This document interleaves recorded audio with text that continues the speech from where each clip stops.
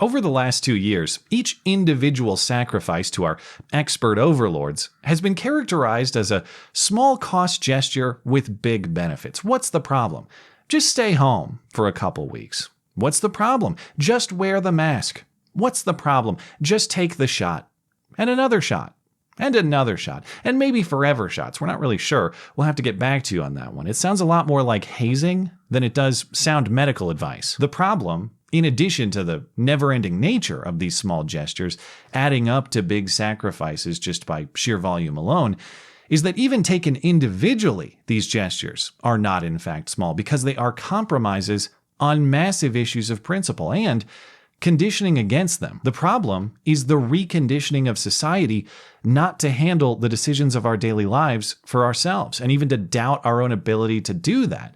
It's a reconditioning of society to distrust ourselves and distrust our neighbors and trust the elites instead. And perhaps that sounds like conspiracy theorizing, as in some nefarious high council of evil plotting all of this subversion out of sight. Sure, I do think a lot of this has been the intentional conditioning of people to reject personal autonomy and favor dependence instead, but you don't have to grant that premise for the first one to stand. It doesn't have to be evil. It can just be what observably happened. Even if all of the circusry has been done with only the best and purest intent of just mitigating the virus, there is no denying that the conditioning against yourself and in favor of your supposed state babysitters has been the effect. How can we call it anything but conditioning when so many of our norms haven't just been abandoned, they've been inverted? The people exercising their rights to protest are now the enemy, instead of the revival of the independent, rebellious spirit on which our country was founded.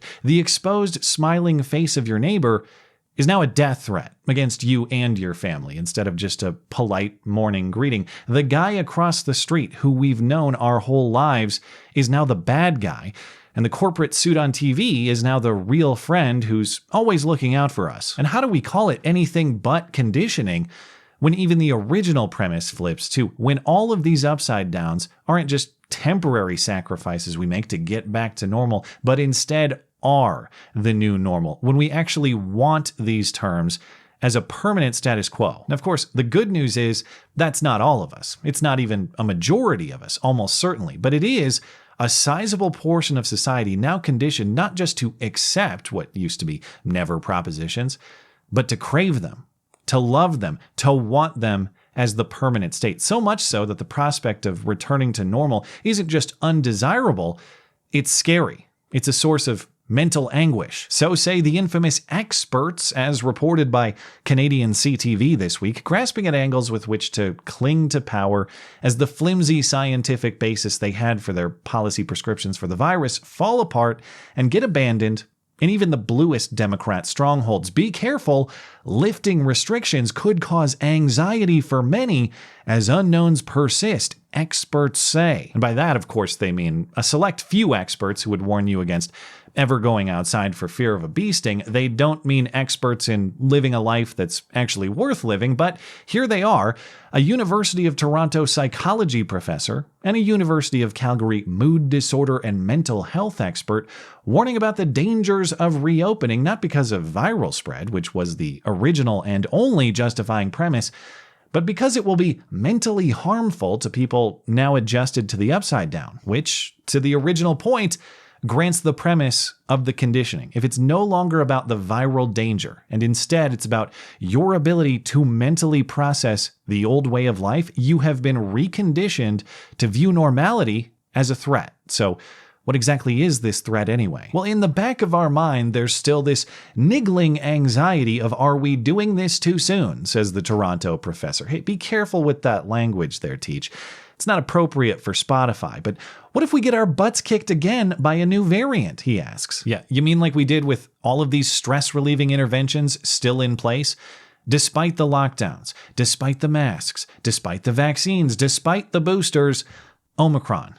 If hiding didn't work, get used to the stress of coming out to fight because it's the only prospect at success. Well, you gotta understand, says this Toronto professor, large crowds seeing unmasked individuals, this is going to trigger symptoms similar to post-traumatic stress disorder, as though this is some sort of combat scenario. That's the thing about stress from combat trauma. You have to actually experience the combat and the trauma. What's the trauma here?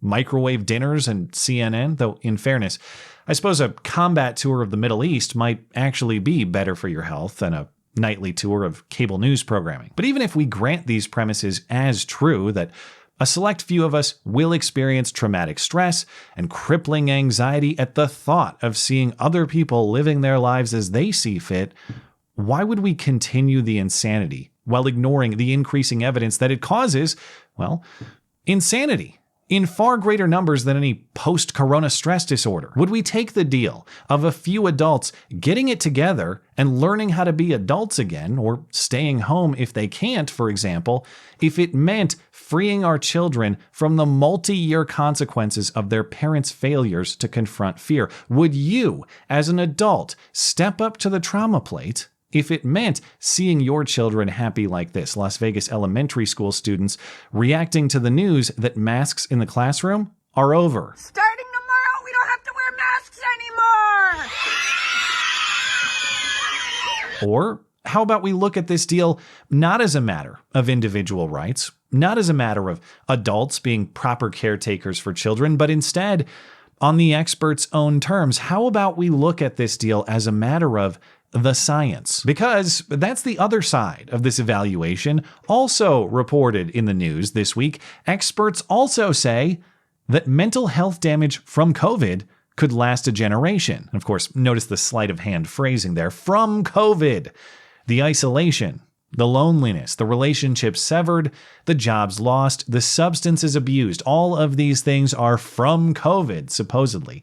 Not from policy decisions we all made personally or had imposed upon us by business or governmental decisions. But whether we attribute these costs to the virus itself or to our response to it, the fact remains these things only improve when we move beyond the status quo. And the numbers on the mental health consequences of the last 2 years are staggering. The story cites a global study published in the Lancet Medical Journal in October, finding the worldwide prevalence of the depression and anxiety disorders we're now supposed to worry about as a consequence of opening up drastically increased during 2020's lockdowns. 53 million additional cases of major depressive disorders and 76 million additional cases of anxiety disorders across the world. These are increases in the range of 25 to 30%.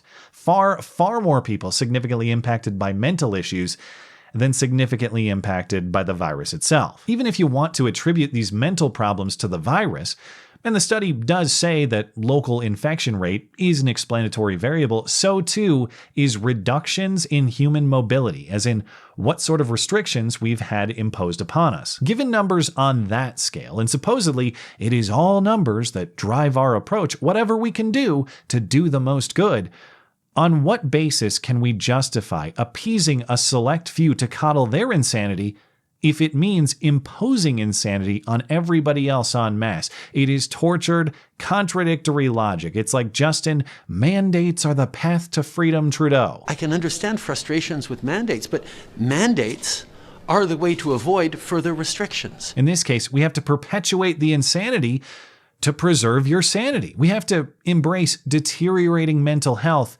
to improve mental health. We have to pack more clowns into the clown car to end the circus. And just how did we even get to the clown car plan? Well, it's because we made those supposedly small sacrifices of just doing our part as we were told at the start. And not strictly because of those things, staying home, wearing a mask, getting the shot, but why we did them. We did them largely because we were told to, not because we chose to. We granted the premise that the experts know our lives better than we do, and then the experts said, just get in the damn clown car. So the lessons here aren't scientific. They aren't lessons about the data of the virus or the data of mental health. The lessons are philosophical. The lessons are about a proper hierarchy of trust and loyalty. Trust yourself.